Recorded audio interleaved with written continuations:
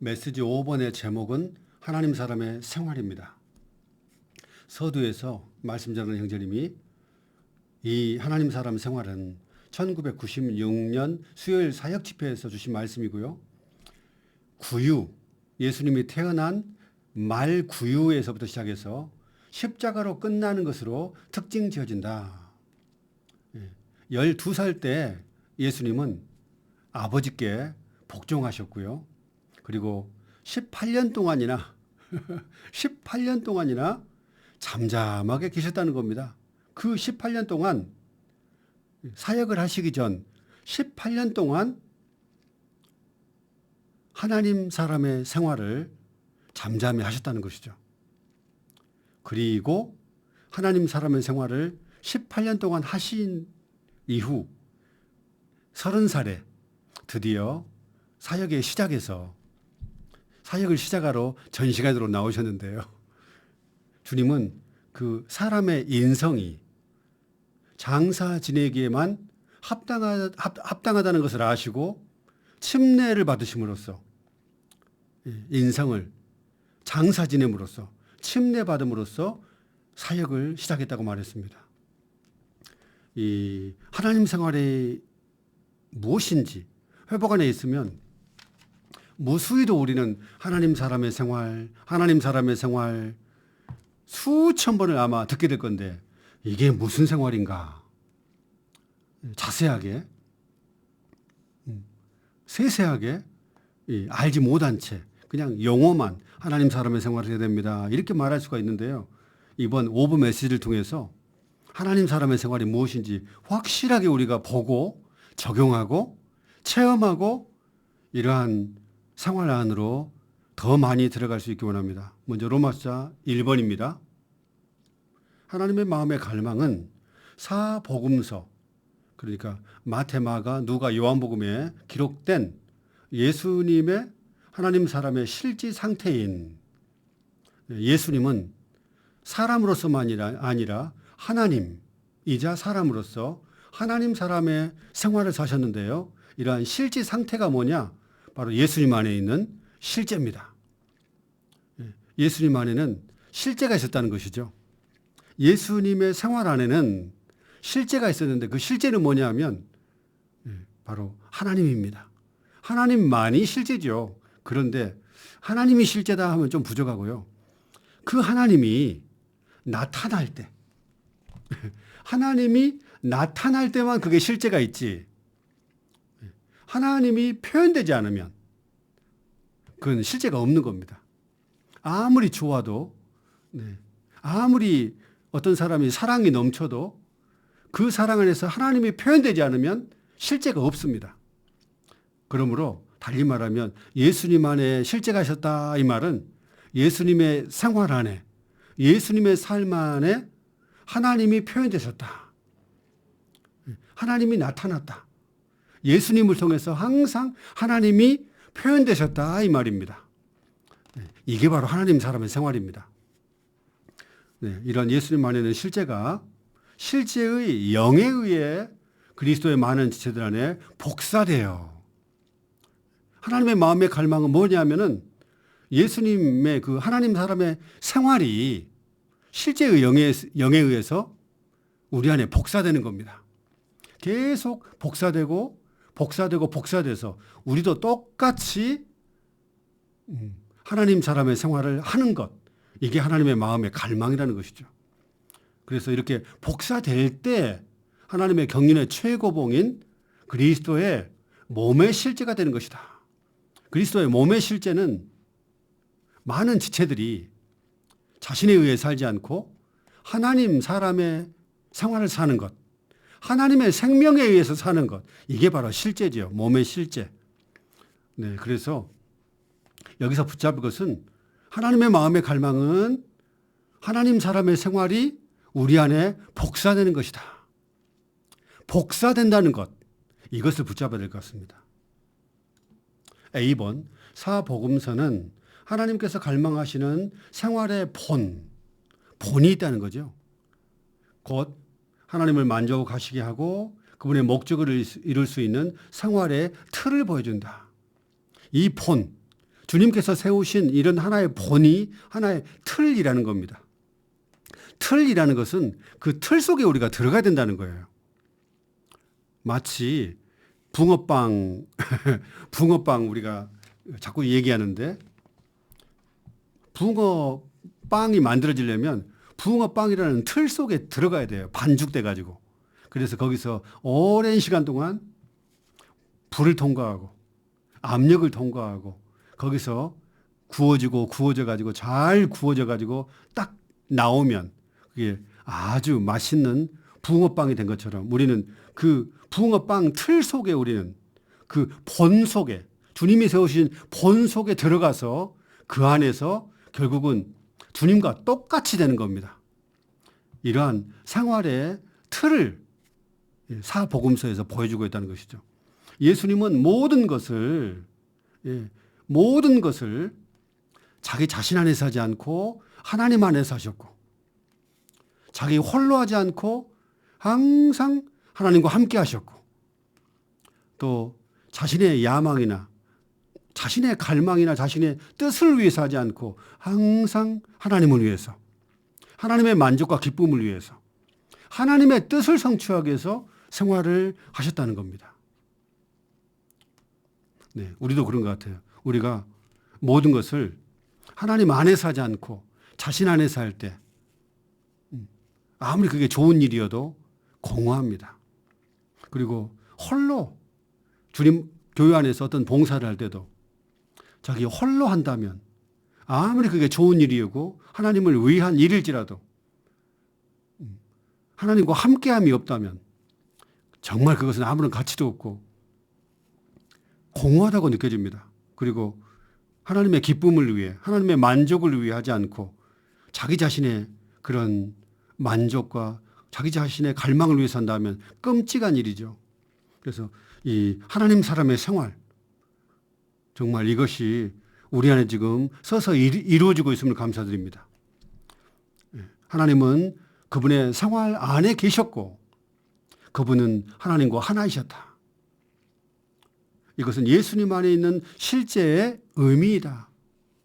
예수님의 삶 안에 실제가 있었다는 것이죠. 하나님의 표현이 있었다는 겁니다. 예수님 안에는 실제대로 그리스도를 배우는 것은 그리스도라는 틀 안으로 넣어져 우리는 그 틀 안으로 이미 넣어졌습니다.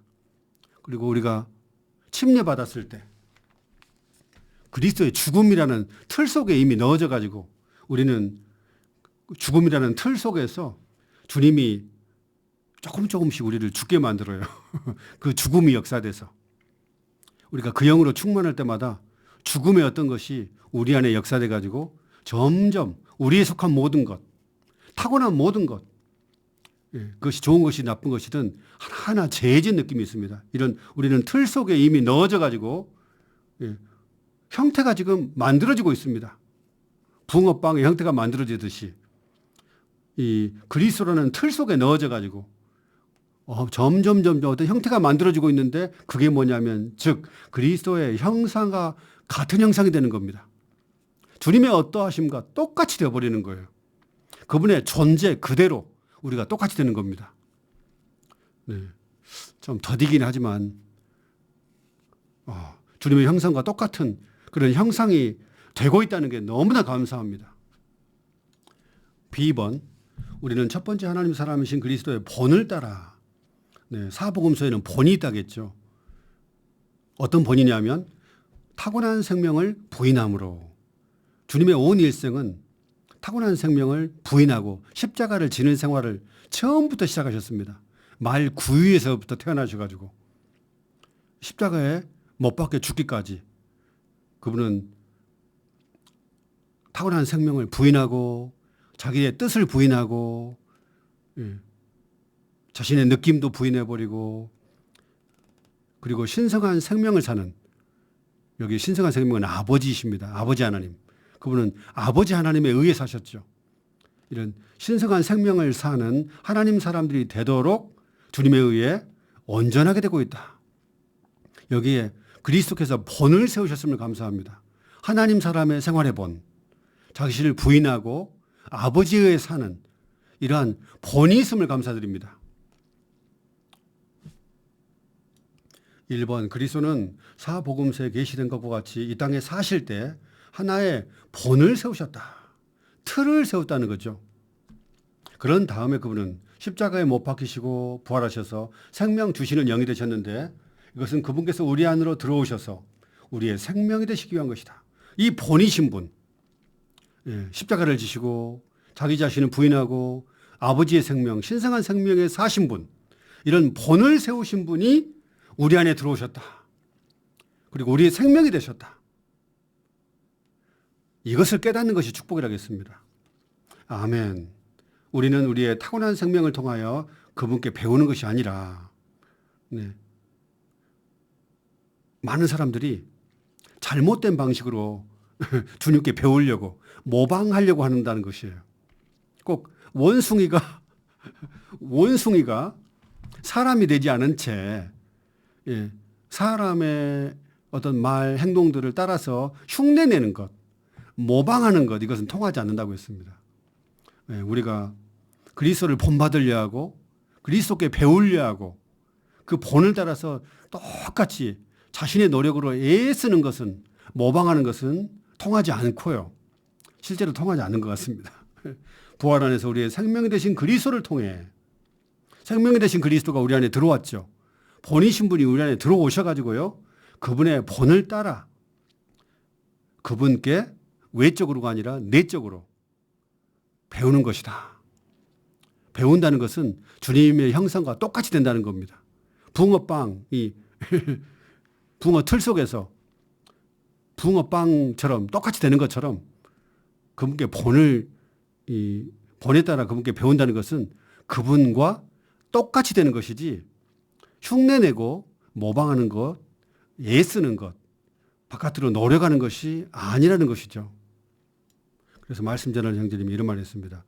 우리가 이 틀이신, 본이신, 이 틀이신 그리스도 안에 있고 그리스도가 우리 안에 있다는 것을 아는 것은 축복이다. 우리는 이러한 그리스도를 삶으로써 그런 생활, 하나님 사람의 생활을 살 수 있다. 살 수 있다고 생각하시는 분, 주님, 나는 이런 생활을 내 스스로는 살 수 없습니다. 절대 살 수 없지만 그리스도께서 내 안에 사심으로 나도 하나님 사람의 생활을 살 수 있습니다. 라고 믿음으로 선포하시는 분은 복된 분 같습니다. 2번, 우리 그리스도의 생활은 틀이신 그리스도 안에 있는 생활이며 또한 우리 안에 계신 그리스도의 생활이다. 우리는 틀이신 그리스도 안에 있고, 아멘. 우리는 이미 틀이신 그리스도 안에 넣어져 버렸습니다. 그분은 우리의 생명으로서 우리 안에 계신다. 우리 안에 계셔가지고 사사건건 간섭하시죠. 그 틀과 똑같이 되도록 그 틀에 부합되지 않은 것들을 하나하나 제해버려요. 아주 고통스럽게 합니다. 이것을 보는 것은 참 축복인 것 같아요. 이런 방식으로 우리는 예수님 안에 있는 실제대로 그리스도를 배우며 우리는 이렇게 틀 속에서 배우고 있습니다. 주님이, 본이신 주님이 우리 안에서 규제하시고 항상 다스리시고 주님과 부합되지 않는 어떤 말, 행동들을 하면은 아주 불쾌해 하십니다. 그래서 우리는 그리스도를 배우고 있는 중이에요. 바로 이 실제가 그리스도의 몸의 실제다. 아멘. 뒤쪽 넘겨보시면 C번, 우리가 주님을 사랑하고 주님을 접촉하고 주님께 기도할 때 그러면 어떻게 우리가 실행적인 방식으로 하나님 사람 이 생활을 살 수 있나? 첫 번째가 주님을 사랑하는 겁니다. 우리가 세상을 사랑한다면, 세상에 붙잡혀가지고 점유돼 버렸다면, 세상의 마음을 빼앗겼다면 이게 안 되더라고요. 우리가 세상을 버리고 주님을 사랑하고 주님을 접촉할 때, 주님을 접촉한다는 것은 우리가 일어나자마자 주님을 주 예수님, 주님 사랑합니다. 주님 사랑합니다. 감사합니다. 주님 오늘 하루를 주셔서 감사합니다. 주님 감사합니다. 사랑합니다. 이렇게 말하면서요. 말씀 한두 구절 가지고 계속 말씀 먹게 하다 보면 막 주님을 접촉하게 됩니다. 막 주님을 바라보고 주님을 반사하게 되죠. 네. 말씀 전하신 형제님이 주님을 더 많이 바라볼수록 더 많이 반사한다 이런 말이 있어요. 그래서 우리는 많은 때, 많은 시간 동안 자꾸자꾸 돌이켜서 주님을 더 많이 접촉하고 더 많이 반사하고 주님께 기도할 때 기도가 중요합니다. 짧은 기도, 자꾸자꾸 짧은 기도해야 되죠. 주님, 저는 하나님 사람의 생활 살기 원합니다. 주여, 나는 이미 틀 안에 주님 안에 넣어졌습니다. 감사합니다. 주님, 내 안에 사십시오. 주님, 오늘 내 안에 사십시오. 이렇게 간단하게 기도할 때 자동적으로 우리는 복음서들에 묘사된 틀, 모습, 본에 따라서 그분을 살게 된다. 이런 식으로 우리는 이 틀의 형상으로 형태 지어지고 이 틀의 형상과 같은 형상이 된다. 이것이 그리스도를 배운다는 말의 의미이다. 모방하려고 노력하면, 애쓰면 이런 하나님 생활이 안 돼요. 막 노력하면 될 것 같아도 안 됩니다. 그러면 실망하게 되죠. 실망하고 그냥 낙담하게 되고, 심지어 형제 말씀대로 형제님은 정죄에 빠진다고 했습니다.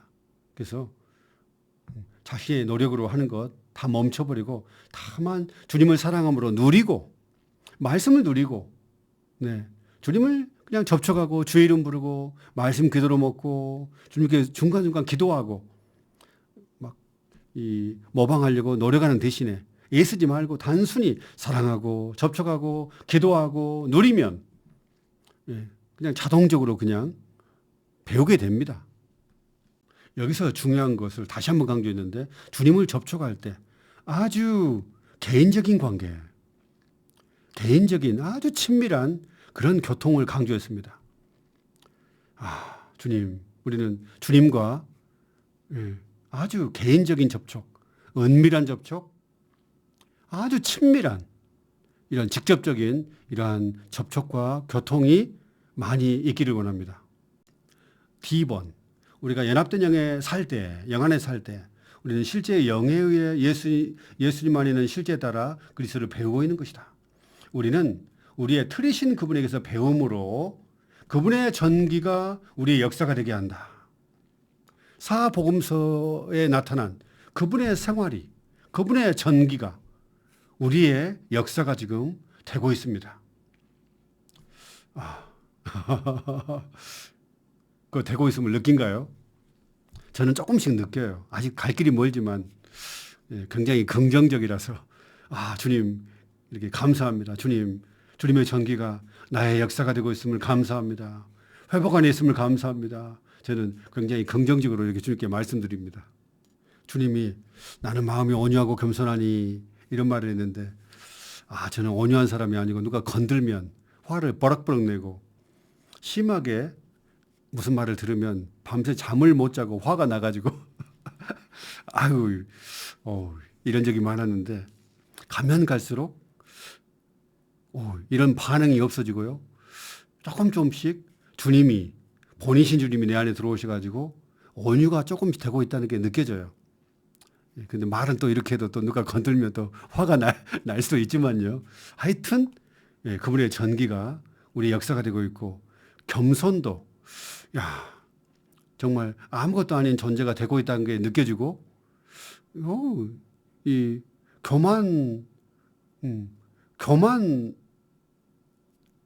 교만하지 않고 겸손하려고 노력하지 않아도 그냥 점점 겸손해지고 있음을 또 조금씩 느끼고 있습니다.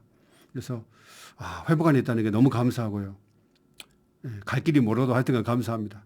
새 사람인 그리스도의 몸의 생활은 복음서들에 계시된 예수님의 생활과 정확히 똑같아야 된다. 복음서들에 나왔던 그 예수님의 생활, 하나님 사람의 생활, 우리가 정확히 똑같을 때까지 이 본을 따라서, 이 본을 잘 보고 그분이 어떻게 생활하셨는지, 어떻게 자신을 부인하시고 어떻게 하나님과 함께 이렇게 생활하셨는지를 잘 보고 그 본을 따라서 그대로 우리가 모방이 아니라 똑같이 되기 원합니다.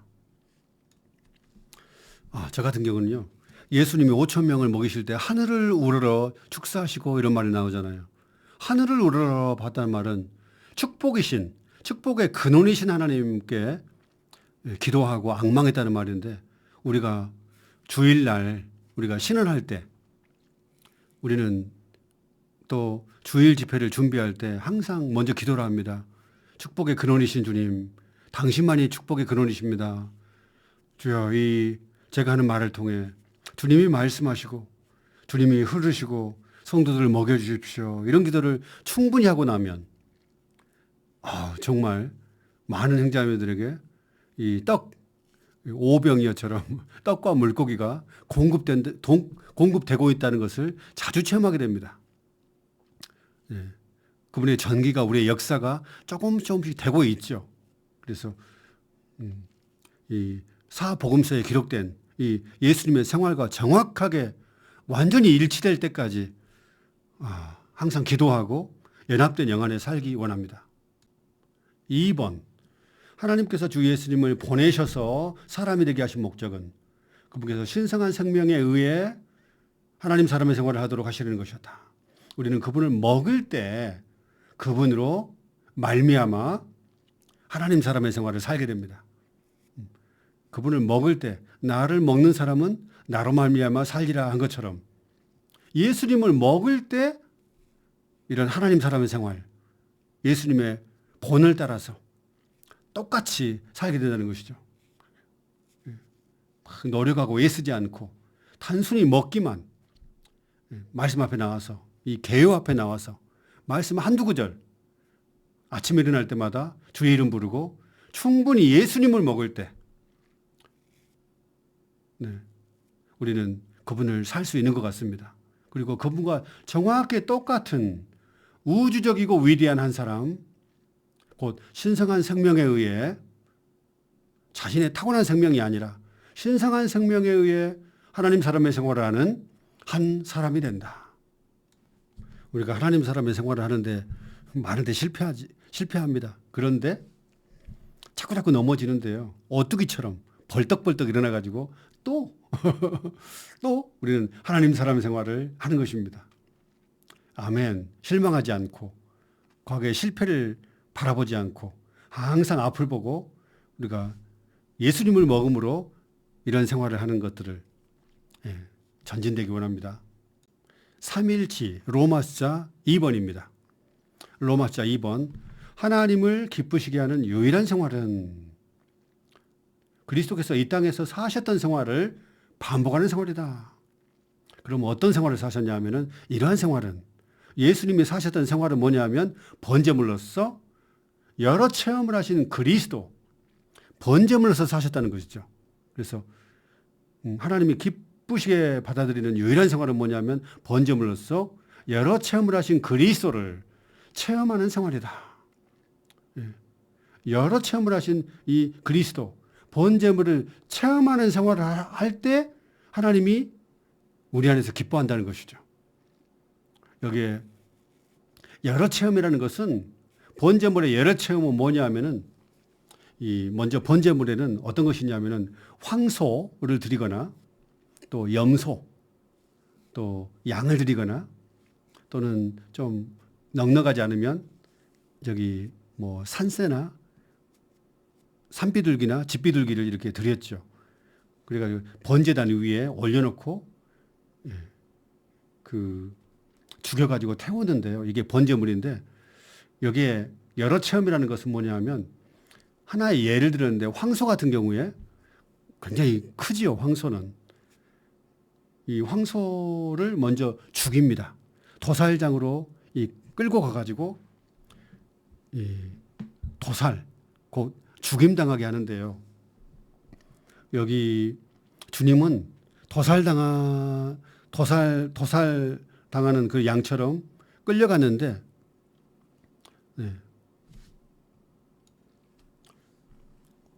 도살당하는 양처럼, 어린 양처럼 끌려가셨는데 어떤 말도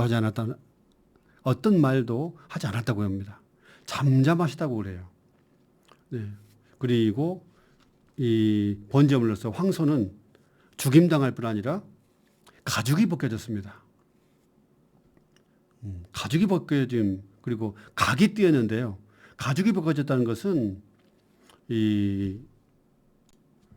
그분의 미덕들이 다 벗겨졌다는 걸 말합니다. 수치당했다 이 말이죠.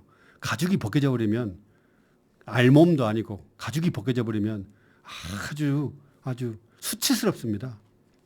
주님은 가죽이 벗겨지는 체험, 아주 수치를 당했다는 것이죠. 예를 들면, 야, 너는 사마리아인이고 혼합종, 순수한 혈통도 아니고 유대인도 아니고 이방인과 섞여진 그런 사마리아인, 너는 혼합종이다. 이게 아주 무시하고 멸시했고요. 네가 귀신 들렸다. 네가 귀신 들려가지고 귀신의 왕을 힘입어가지고 네가 귀신을 쫓아낸다 하고 아주 폄하당하시고 수치당하고 아주 멸시당했습니다. 그리고 너는 술꾼이고 탐식가다. 그리고 세리와 죄인들의 친구다. 아주 세리들하고 함께 음식 먹고 죄인들, 특히 건달들하고 같이 어울리면서 잔치하고 이런 모습을 보니까, 야, 정말 이 대제사장, 높은 지위에 있는 분, 아주 학자, 율법 학자, 그런 학자의 친구가 아니라, 높으신 분의 친구가 아니라 아주 하층, 세상에서도 하층에 속한 그런 세리나 죄인들의 친구다 하면서 아주 조롱했죠. 이게 바로 가죽이 벗겨지는 체험입니다. 정말 우리가 주님을 위해 할 때, 주님의 목적을 위해서 할 때, 교회 바깥이든 교회 안이든 우리를 조롱하고 멸시하고 폄하하고 이런 말을 듣게 되죠. 이게 바로 가죽이 벗겨지는 겁니다. 그리고 각이 띄어진 게 나와요. 칼로 좌우로 격자처럼 각을 떠버리는데요. 여기 말씀 전하는 형제님 이런 말을 했습니다. 각이 띄어지기를 거절하기 때문에 부부 생활에서 남편과 아내가 말다툼이 일어난다. 사회생활도 마찬가지고 교회 생활도 마찬가지고 각이 띄어지기를 거절하기 때문에 말다툼이 일어난다는 것이죠. 그리고 자신은 각이 띄기를 바라지 않고 상대방이 상대방을 각을 뜨려고 하기 때문에 서로 각을 뜨려고만 한다는 것이죠. 그래가지고 여기에 저항이 있게 되는데, 이 모든 말다툼의 해결책은 뭐냐? 우리가 번제물로서 우리 자신이 기꺼이 벗겨지고 기꺼이 각이 띄어지기를 원할 때 결국은 해결된다. 이렇게 말했습니다. 다른 말로 하면 번제물이신 주님을 체험할 때만 모든 불평 사라지게 되고요. 모든 다툼이 다 사라지게 된다는 말입니다. A번, 번제물은 절대적으로 하나님을 위하고, 절대적으로 하나님을 위했기 때문에 기꺼이 십자가로 가셔서 죽임당했죠. 그만큼 주님은 절대적이셨습니다. 십자가의 수치, 모욕 이런 것을 하찮은 것으로 여기고 기꺼이 모욕당하고 뺨 맞고 조롱당하고 십자가로 가셨다는 것. 절대적으로 하나님을 위한 사람만이, 순종한 사람만이 이런 길을 갈 수 있죠. 참 그렇습니다. 그리고 하나님의 만족을 위한 생활을 하신 그리스도를 예표한다. 번제물은 또한 하나님의 백성이 이러한 생활을 할 수 있도록, 우리는 이런 생활을 할 수 없는데요, 이런 생활을 할 수 있도록 우리 안에 들어오셔가지고 우리의 생명이 되시는 그리스도를 예표한다. 번제물이신 주님이 이제 우리의 생명이 되셔가지고 우리 안에 들어오셨습니다. 그래서 우리도 이제 이런 번제물의 생활을 살 수 있다는 것이죠. 그러면서 하나 또 언급한 것이, 절대적으로 하나님을 위하지 않기 때문에, 절대적이지 않기 때문에 말다툼이 일어나는 것이다. 그러죠. 우리가 정말 기꺼이 가죽이 벗겨지기를 자원하고 각이 띄어지기를, 칼에 의해서 기꺼이 각이 띄어지기를 자원한다면 말다툼 없을 겁니다.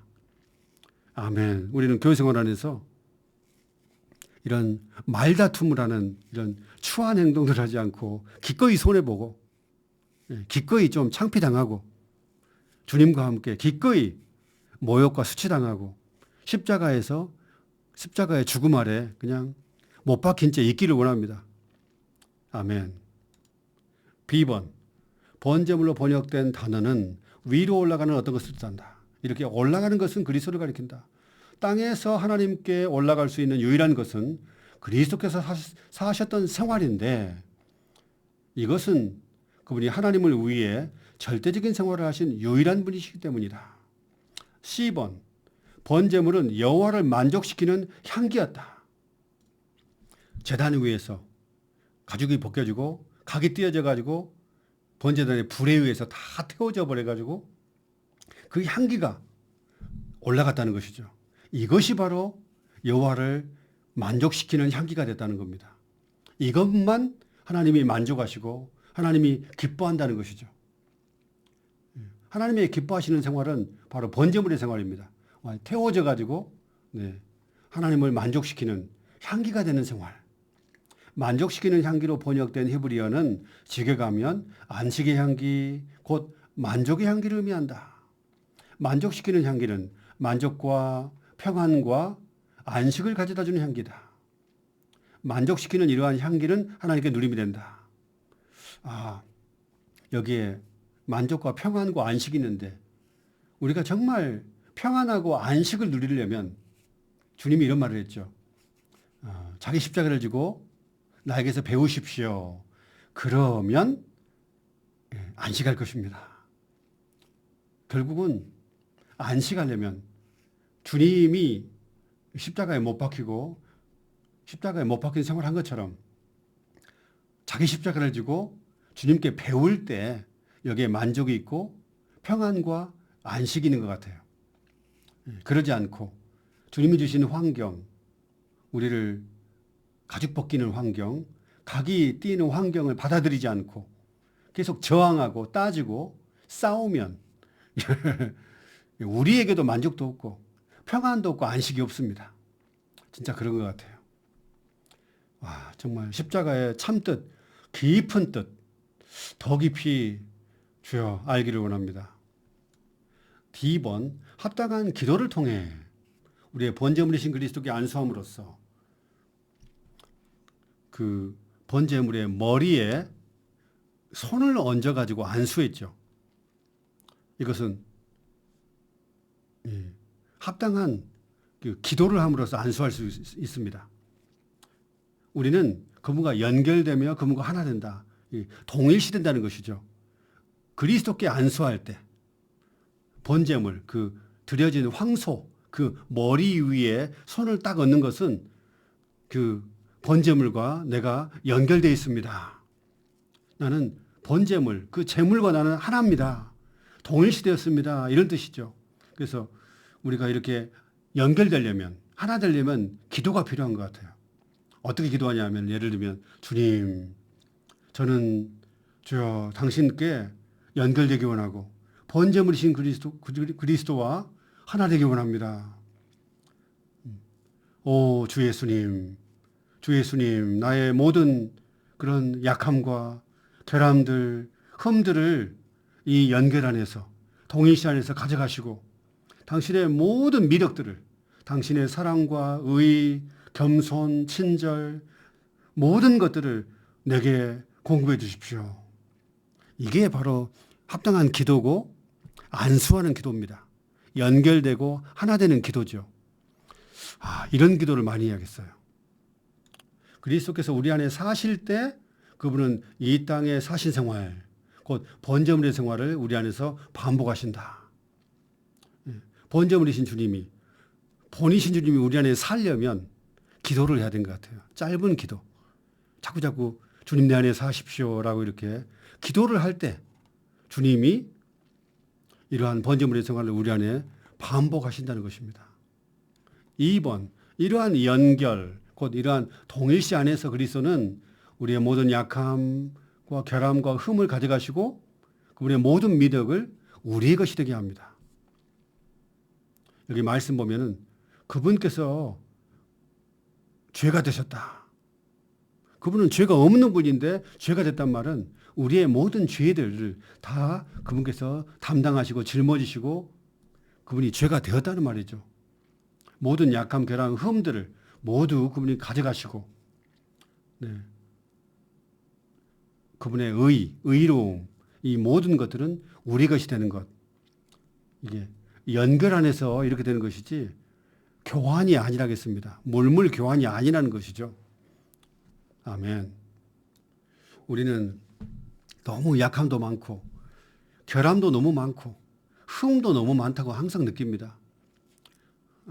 그래서 이러한 동일시 번제물이신 그리스도께 안수함으로써 절대적으로 하나님의 만족을 위해서 하신 분, 번제물의 삶을 사신 분께 이렇게 안수하고 연결되고 하나 되는 생활, 합당한 기도를 통해서 자꾸자꾸 우리의 약함, 결함, 흠을 가져가시고 주님의 모든 풍성을 내 안에 분배해 주시라고 이렇게 기도할 필요가 있는 것 같습니다. F번, 우리는 주님께서 우리를 태우시도록 허락해 드림으로 지속적인 번제물이 되어야 한다.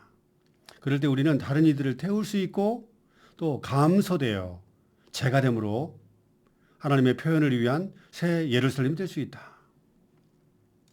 우리는 번제단 위에 자신을 올려놓고 기꺼이 올려놓고 주님, 내 천연적인 생명, 육체의 생활 다 태워주십시오. 내 야심, 내 갈망, 내 선호를 태워주십시오. 오 주 예수님, 오 주여 태워주십시오. 스스로 하는 것, 독립적인 것, 단독적인 것 전부 다 태워주십시오.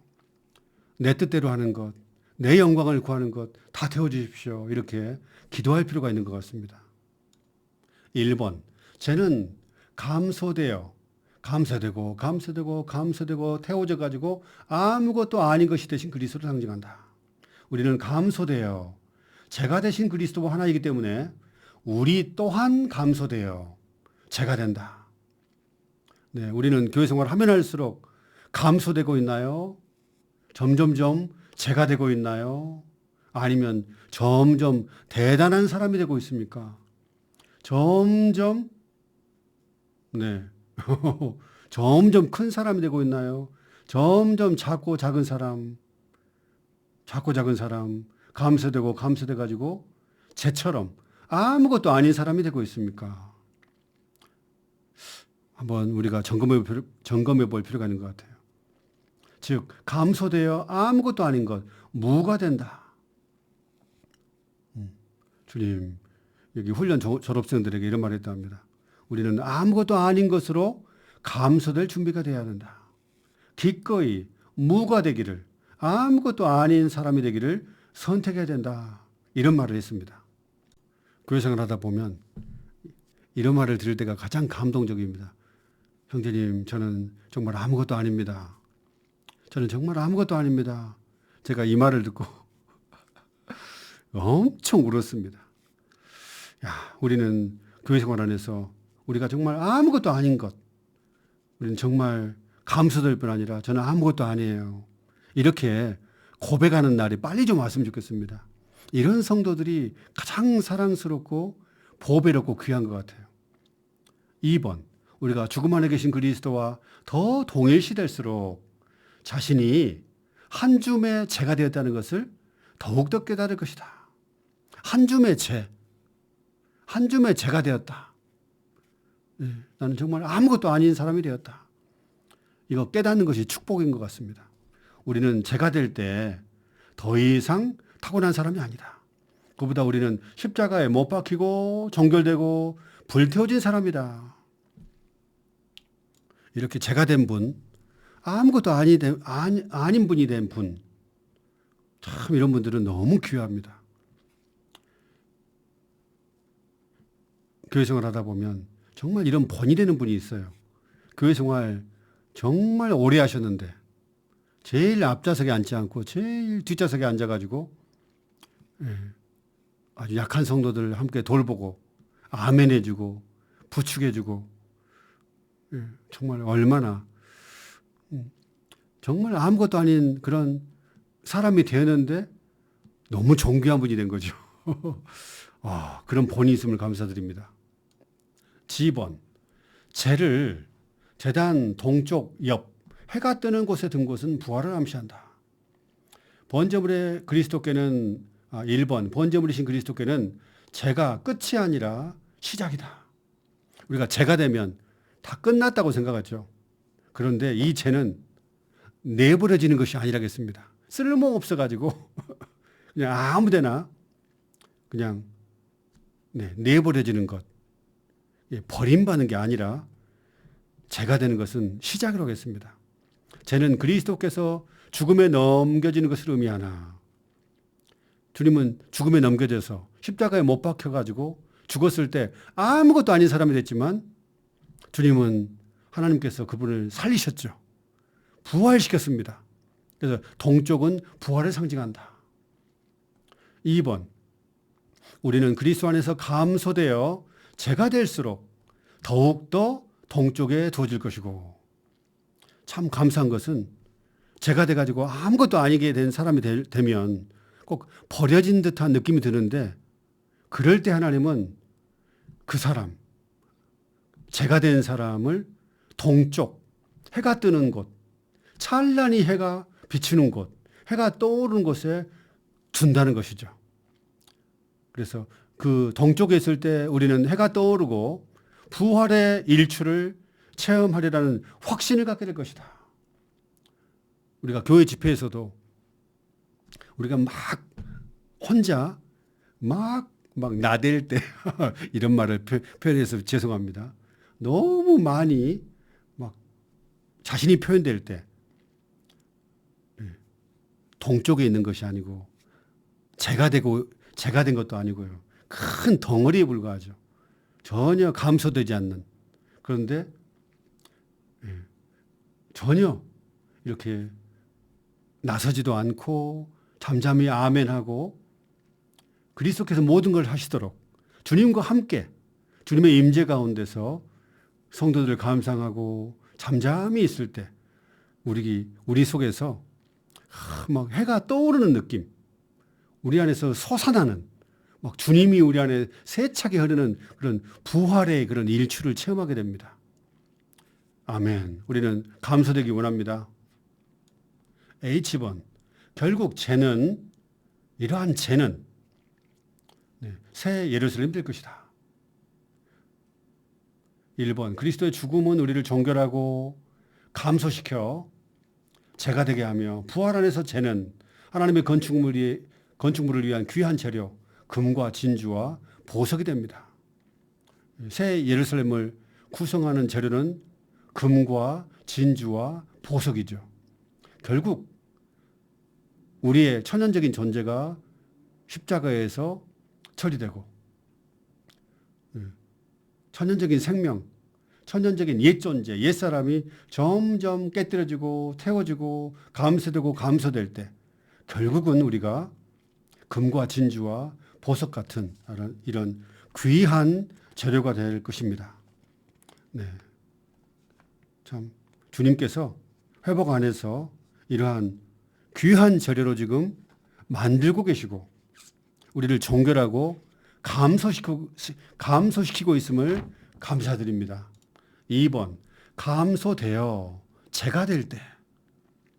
여기서 감사한 건 뭐냐면은 우리의 운명이 감소돼 가지고 결국은 죄가 되는 것입니다. 회복 안에서 높은 사람이 된 것이 아니라 대단한 사람이 되지 않고 죄가 되는 것이 우리 운명이라겠습니다. 참 감사합니다. 기꺼이 교회 생활 안에서 죄가 되어야 한다. 그것이 축복이다. 대단한 사람이 되는 것, 높은 사람이 되고 교만한 사람이 되는 것은 끔찍한 것 같아요. 축복이 아니라 저주입니다. 그런데 아무것도 아닌 사람, 이런 죄가 되는 사람만이 정말 축복인 것 같습니다. 이렇게 감소되어 죄가 될 때 우리는 삼위 하나님의 변화시키는 일 안으로 이끌려 삼위 하나님께서 우리를 변화시키고 계시죠. 새 예루살렘을 건축하기 위한 귀한 재료들이 된다. 로마서 3번. 번제물의 실제이신 주 예수님은 하나님의 신약 사역을 수행하실 때 스스로 아무것도 하지 않으셨고 자신의 일을 하지 않으셨으며 자신의 말을 하지 않으셨고 자신의 뜻으로 어떤 것도 하지 않으셨으며 자신의 영광을 구하지 않으셨다. 그분은 오직 하나님으로만 만족하셨기 때문에 결코 낙심하지 않으셨다. 이것이 바로 예수님 안에 있는 실제고 번제물의 생활이고 하나님 사람의 생활이었다고 말합니다. 번제물의 생활, 하나님 사람의 생활, 예수님 안에는 실제가 뭐예요? 라고 물어보면 이렇게 말해야 됩니다. 스스로 아무것도 하지 않고 자신의 일을 하지 않고 자신의 말을 하지 않고 자신의 뜻대로 하지 않고 자신의 영광을 구하지 않았다. 오직 하나님으로만 만족한 그러한 생활을 사셨다. 이렇게 답변해 줄 수 있으면 좋겠습니다. A번, 주님의 생활은 주님의 일과 움직임과 사역이었다. 생활이 일이었고 움직임이었고 사역이었다는 것이죠. 그리고 그분의 일은 그분의 생활이었고 일과 생활에 그런 차이가 없었다는 것이죠.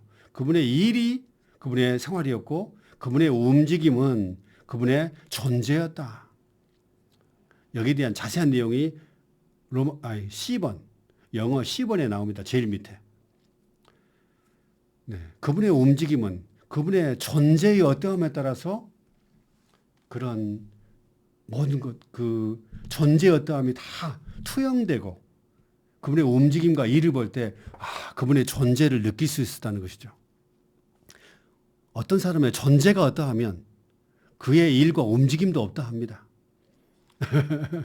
네, 어떤 사람의 존재가 거만하면, 교만하면 그의 일, 그의 움직임, 그의 사역도요, 다 그 교만이 다 거기에 서려 있습니다. 그 존재가 너무 중요한 것 같아요. 우리가 어떤 존재인가. 그분께는 그분의 생활과 일과 움직임과 사역이 차이가 없었다. 주 예수님은 그분의 사역을 사셨다. 어떻게 했는지 아까 C번에 자세하게 나오니까요. 그 다음에 B번. 주 예수님은 기도의 사람으로서 하나님과 하나이셨고 단지 기도를 많이 했다는 걸 강조하는 게 아니라 기도의 사람이었다는 것이죠. 그리고 끊임없이 하나님의 임재 안에 사셨으며 항상 홀로 있지 않고 아주 하나님의 임재, 가까운 너무 친밀하고도 지속적으로 끊임없이 아주 친밀한 관계 안에서 하나님의 임재 안에 있었다는 겁니다. 그리고 이 세상의 통치자인 사탄은 이러한 주님 안에서 아무것도 그 어떤 일에서도 아무런 입지나 희망이나 기회나 가능성도 가질 수 없었다. 우리가 옳고 그름의 영역 안에 들어가서 따진다면 원수는 즉시 입지를 가진다고 했습니다. 특히 교회 안에서 야심, 높은 지위를 생각하거나 이런 분들은 원수의 먹잇감이라겠습니다. 그래서 우리 안에 하여튼 어떤 입지, 야심이든 죄를 짓는 것이든 이런 희망이나 기회나 가능성도 없을 정도로 더 많이 주님께서 우리를 변화시키시기 원합니다. 여전히 우리는 악한 자가 입지를 가질 수 있는 그런 여지를 남겨둔다면 참 쉽지 않겠어요. 그래서 우리도 주님처럼 주님 안에서 아무것도 악한 자가 입지도 가질 수 없었고 희망이나 기회나 심지어 가능성도 가질 수 없을 정도로 예수님과 똑같이 이렇게 하나님 사람의 생활 이런 복사판이 되기를 원합니다. 주님은 항상 고난과 박해 가운데 항상 어려움 가운데 있었지만 거기서 자신을 신뢰하지 않고 하나님을 신뢰하고 모든 것들을 하나님께 맡겼다고 했습니다. 우리는 참 어떤 고난들이 올 때, 어려움이 올 때 모든 것을 하나님께 맡기지 않고 아주 그냥 힘들어할 때가 많습니다. 그런데 자꾸 겪다 보면 조금씩 하나님을 신뢰하고 하나님께 맡기고 이렇게 우리가 조금씩 잘하는 것 같아요. 1번, 그분은 육체 안에 있는 사람으로서 신성하고 비밀한 영역 안에 계신 비밀스러운 하나님께 기도하였다. 아주 영적으로 그냥 막 영적이라고 해가지고 많은 시간 기도하면서 장시간 기도하면서 하나님께서 듣든지 말든지 막 계속 기도를 막 쏟아붓는 끊임없이 말을 많이 하는 이것이 영적인 것 같지만요. 아우, 주님은 이렇게 기도했다고 말하지 않고 신성하고도 비밀한 영역 안에 계신 비밀스러운 하나님께 기도했다. 이렇게 말했습니다. 신성하고 비밀한 영역 안에서 기도했다는 것이죠. 그분은 이러한 영역 안에서 아주 은밀하신 분께 아주 친밀한 방식으로 대화하면서 이렇게 하나님을 접촉하고 하셨지, 아주 영적이고 막 자기 자신이 아주 특별한 사람이라고 생각하면서 아주 막 기도를 엄청나게 많이 따발총처럼 하나님께 쏘아대면서 듣든지 말든지 막 내가 하고 싶은 갈망들을 막 다 쏟아내는 이런 기도를 했단 말이 아닙니다. 이렇게 이런 식으로 많이 기도한 것이 기도의 사람이 아니고요. 네. 그리고 그분은 기도하시기 위해 종종 산으로 가시거나 눈에 띄지 않는 그런 한적한 곳으로 물러가셨다라고 말합니다. 마태복음 14장 23절에서는 홀로 산에 올라갔다는 거죠. 많은 사람들을 떠나서 홀로 아버지와 함께 은밀하게 계신 그런 아버지께 나아가서 홀로 시간을 보냈다는 겁니다. 그리고 누가복음에서는 새벽 아직 어두울 때 외딴 곳으로 나가셔서 기도하셨다. 새벽에 일어나가지고 참 아멘. 그리고 5장 16절에서는 자주 한적한 곳으로 물러가셔서 기도하셨다. 자주 한적한 곳에서 기도했다는 것이죠. 그리고 6장 12절에서는 밤새도록 기도했다고 그랬습니다. 홀로 새벽 어두울 때 자주 밤새도록 한적한 곳에서 눈에 띄지 않는 곳에서 이렇게 신성하고 비밀한 영역 안에 계신 비밀스러운 하나님께 기도했던 기도의 사람, 이런 기도의 생활이 하나님 사람의 생활이라는 것입니다. 그러면서 말씀 전하는 형제님이 이런 말을 했습니다. 우리의 모든 일이 기도의 결과여야 합니다. 너무 바빠서 기도하지 않는 일이 없도록 주의해야 합니다. 네, 너무 바쁘면 기도를 안 하게 되는데 이러지 않아야 된다는 것이죠. 모든 축복의 근원이신 아버지를 접촉하는 기도해야 합니다. 5천 명을 먹이는 일화에서 주님은 하늘을 우러러 보시고 축사했다는 것이죠. 그리고 5천 명을 먹이자마자 거기 성공에 막 안주해가지고 5천 명과 함께 있는 것이 아니라 빨리 그들을 돌려보내시고 한적한 곳에 가서 기도하러 가셨다. 이것이 우리에게 본이 되기 원한다. 이런 말씀이었어요. 그래서 정말 주님은 성공에 머무르지 않고 5천 명을 먹인 다음에 빨리 돌려보내시고 아버지를 만나기 위해 사랑스러운 아버지, 축복의 근원이신 아버지, 은밀한 가운데 계신 아버지께 그분 교통하기 위해, 기도하기 위해 한적한 곳에 가셨다. 기도하기 위해 가셨다. 정말 여기에 깊은 인상이 있습니다. 아멘. 우리도 이렇게 친밀하게 은밀히 기도하는 생활을 자주 가지기 원합니다. 2번, 그분은 결코 홀로 계시지 않았는데 이는 아버지께서 그분과 함께 하시기 때문이다. 매 순간 그분은 그분의 아버지 얼굴을 주목하셨다. 10번, 하나님 구주이신 그리스도는 사마리아의 부도덕한 여인을 구원하시기 원하셨을 때 유대로부터 사마리아를 거쳐 갈릴리로 여행하셔야 했지만 사마리아의 큰 길에서 우회하면 더 많이 돌아가죠. 상당히 많은 길을 돌아가게 되는데 이렇게 여행하시면서 기도 가운데서 아버지께서 여기 큰 길을 우회해가지고 수가라는 동네로 가라, 이렇게 돌아가라고 아버지께서 말씀하셨을 것이다. 이런 것을 살짝 말을 하는데 여기에 큰 인상이 있었습니다. 우리 어디 갈 때 정말 아버지와 친근한 대화 가운데 계셨구나. 이게 느껴졌습니다. 수가에서 가까운 야곱의 우물에서 자신이 만나셔야 할 사람이 오기를 기다리셨다. 그것은 그리스도께서 그녀에게 마실 물을 좀 달라고 구하심으로써 그녀를 보살피시어 생명수 곧 흐르시는 삼위 하나님 자신으로 그녀를 보양하시려는 것이었다. 네. 사마리아의 부도덕한 여인, 이혼을 4번이나 하고 결혼을 5번 한 이런 사람, 이혼 1번만 하면 피치 못할 사정이 있었겠구나, 참 힘들었겠구나 이렇게 하는데, 이혼을 4번을 하고 결혼을 5번 해버리면 아주 부도덕하다고 생각해서 옆에 안 갑니다. 막 쯧쯧거리면서 아예 대화 자체를 하지 않죠.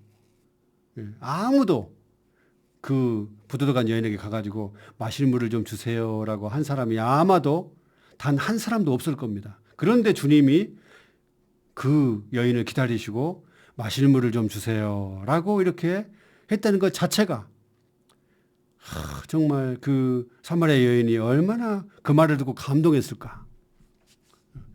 아마 눈물이 났을 겁니다. 이게 그녀를 보살폈다는 거죠. 그리고 이런 보살핌이 있을 뿐 아니라 생명수, 내가 주는 물을 마시는 자는 영원히 목마르지 않을 것이라고 말하면서 생명수, 흐르시는 삼위 하나님 자신으로 그녀를 보양하면서 생수를 마시겠다는 것이죠. 이게 보살핌과 보양, 곧 목양인 것 같습니다. 주님이 사랑하심으로, 사랑하셨기 때문에 이런 부도덕한 여인, 죄인을 사랑하셨기 때문에 그 먼 거리를 우회해 가지고 여행하시고 거기에 기다리시고 말을 걸기도 하시고, 마실 물을 좀 달라고 이렇게 말도 건네시고, 이 모든 것이 그분이 번제물이셨기 때문에 아무것도 아닌 분, 철저하게 가죽이 벗겨지시고 각이 띄어지신 제가 되신 분, 이런 분이셨기 때문에 이런 죄인들, 부도덕한 여인을 만나고 얻고자 하셨고 구원하고자 했다는 것이죠. 주님이 단지 의로운 분이었다면 절대로 이런 사람 만나지 않았을 겁니다. 자신이 의롭다고 한 사람, 자신이 대단하다고 생각한 사람은 절대 이런 사람 만나지 않습니다. D번, 비난하던 바리새인들 중 누구도 가늠한 여인을 유죄 판결할 수 없었을 때, 현장에서 붙잡혀가지고 지금 돌로 막 치려고 할 때 예수님이 땅에 엎드려가지고 다 글을 쓰면서 그 사람들에게 말했죠. 누구든지 죄가 없는 사람이 먼저 돌로 치라고. 죄가 없는 사람이 먼저 돌로 치라고 하니까 한 명 한 명 다 떠나갔다고 했습니다. 이렇게 누구도 가늠한 여인을 유죄 판결할 수 없었을 때 하나님 구주이신 그리스도는 그분의 인성 안에서 그녀에게 나도 그대를 유죄 판결하지 않으니. 정말 이 말이 얼마나 그 가늠한 여인, 모든 사람이 이 사람은 죄 있고 더럽다, 간음했다 이렇게 정죄하고 유죄 판결했는데, 주님은 유죄 판결하지, 나도 그대를 유죄 판결하지 않습니다. 참 이 말을 했다는 게 참 얼마나 그녀를 사랑 안에서 이렇게 보살피는 것인지 정말 주님의 사랑이 느껴집니다. 정말 사랑하는 사람만, 죄인을 사랑하는 사람, 정말 낮아지신 제가 되신 분만 이런 말을 할 수 있지. 항상 나는 율법을 잘 지켜요. 나는 도덕적으로 잘 삽니다. 나는 깨끗합니다. 이런 사람들은 절대로 이런 말 할 수 없습니다. 나도 그대를 유죄 판결하지 않으니. 이런 말 할 수 없습니다. 그래서 우리는 교회 생활 안에 사마리아의 부도덕한 여인이든 가늠한 여인이든 누구든지 간에 우리가 유죄 판결하지 않고 보살피는 사람, 사랑이 넘치는 사람, 사랑의 하나님으로 가득한 사람이 돼서 이렇게 보살피기 원하고요. 이렇게 보살피셨는데 이것은 오직 예수님만이 위대한 나는 이다이신 그분, 예수님께서 그녀를 보양하시어 이렇게 보양할 수 있는 분은 예수님밖에 없습니다. 이렇게 예수님께서 그녀를 보양하시어 죄에서 해방시켜 그녀가 다시는 죄를 짓지 않을 수 있도록 하시려는 것이었다. 아멘. 그래서 로마서 4번에서는 사랑을 다루고 있습니다. 사랑의 생활, 사랑 안에 거하는 생활을 다루고 있습니다. 하나님의 사람의 생활, 번제물의 생활은 다른 말로 하면 사랑의 생활, 사랑이신 하나님을 살아 나타내는 생활입니다. 로마서 4번을 읽어보겠습니다. 우리가 하나님 자신인 사랑 안에 거할 때 사랑이 우리에게서 온전해집니다. 그래서 우리가 심판날에 담대함을 갖게 됩니다. 왜냐하면 그분의 존재 그대로 사랑이신 하나님의 그 존재 그대로 우리도 이 세상에서 그렇게 존재하기 때문입니다. 번제물의 실제이신 그리스도는 이 세상에서 사랑이신 하나님의 생명을 사셨고 지금은 우리의 생명이 되신다. 사랑이신 하나님의 생명을 사신 분이 우리의 생명이 되셔가지고 우리 안에 들어와 계십니다. 아멘. 이것은 우리가 이 세상에서 동일한 사랑의 생활을 하여 주님과 똑같이 사랑의 생활을 하여 그분의 존재와 똑같이 되도록 하기 위한 것이다.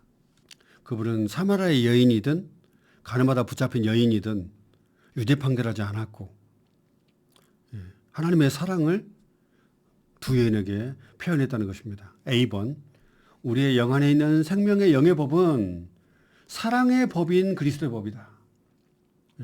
생명의 영의 법이 사랑의 법이고 그리스도의 법이라는 것이죠. 이 사랑의 법은 우리가 서로의 무거운 짐을 짊어질 수 있도록 생명의 영으로 법으로 말미암아 구체화되어야 한다. 서로의 무거운 짐을 짊어진다는 것은 뭐냐면은 약한 사람들을 도와주고 또 연약한 사람을 붙들어주는 것. 이게 바로 무거운 짐을 서로 짊어지는 것입니다. 그래서 이러한 사랑의 법이 구체화된다는 것은 우리 역시 연약한 사람들을 심판하거나 약한 사람, 교회 안에 약한 성도들을 정죄하지 말고 항상 도와주고 공급해주고 또 연약한 지체들, 믿음이 부족한 지체들을 유죄 판결하지 않고 항상 사랑 안에서 이렇게 돌봐주고 보양해주고 이런 식으로 구체화돼서 이런 사랑의 법이 우리 안에서 열매를 맺고 나타나야 된다는 것이죠.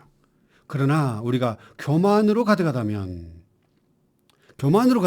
것은 자신을 대단한 사람으로 여기는 그런 사람들을 말해요. 나는 의롭다. 이렇게 교만으로 가득하다면 다른 사람의 짐을 질 수 없을 것인데 이것은 우리가 아무것도 아니면서 실제로 우리는 아무것도 아닌데요. 무엇이 된 줄로 생각해서 자신을 속이기 때문이다.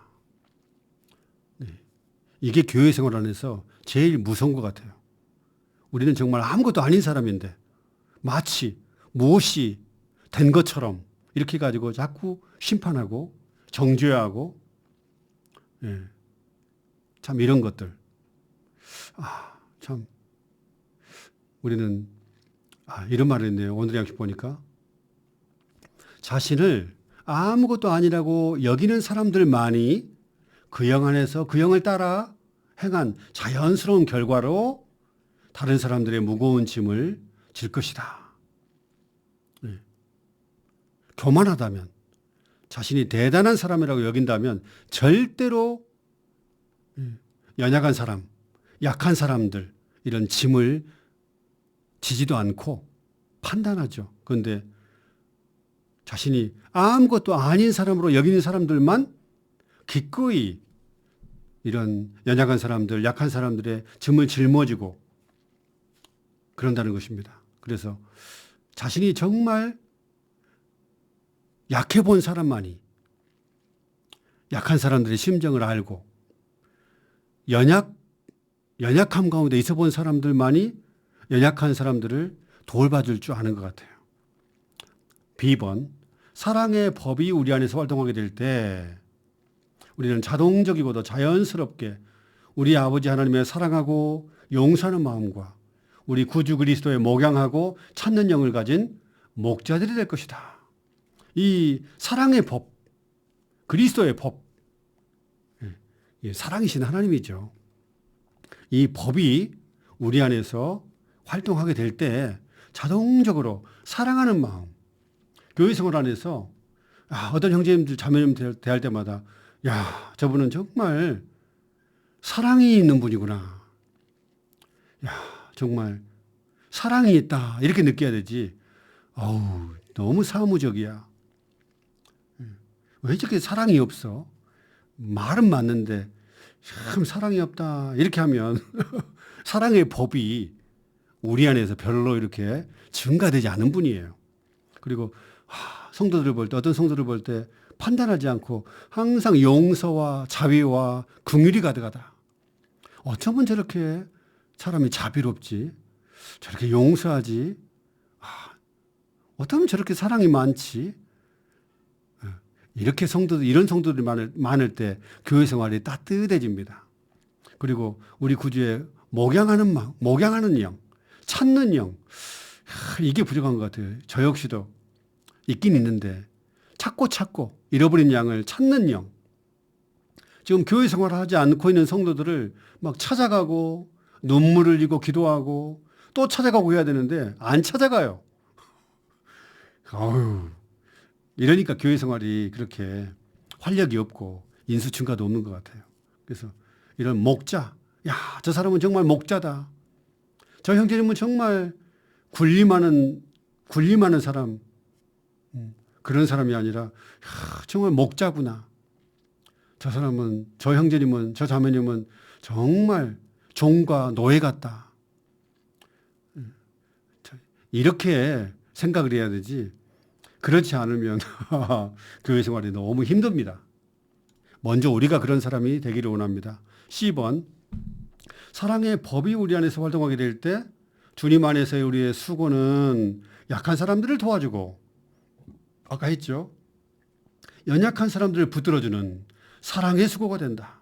결국 하나님 사람의 생활은 번제물의 생활일 뿐 아니라 이런 사랑으로 수고하는 생활, 사랑으로 목양하는 생활입니다. 연약한 사람들은 영이나 혼이나 몸이 연약하든지 믿음이 약한 사람들을 가리킨다.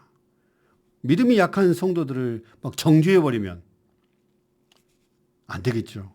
그러면 그렇지 않아도 지금 믿음이 약한데 그런 것들을 정죄해버리면 교회 생활 잘못하면 떠나게 됩니다. 마음 상해가지고.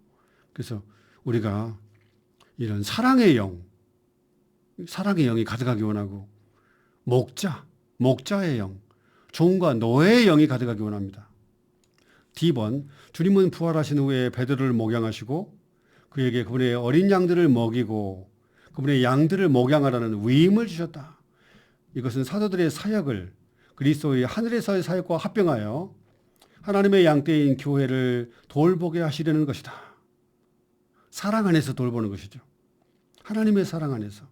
이렇게 돌보는 것은 결국 새 예루살렘으로 완결되는 그리스도의 몸의 건축으로 귀결되어 하나님의 영원한 경륜을 성취할 것이다. 그래서 우리의 교회 생활 안에 약한 사람들을 정죄하지 않고 도와주고 연약한 사람들을 유죄 판결하지 않고 붙들어주고 사랑 안에서 항상 용서하고 품어주고 이렇게 보양해주고 이런 사랑이 넘치는 교회 생활, 이것이 바로 하나님 사람의 생활이라고 했습니다.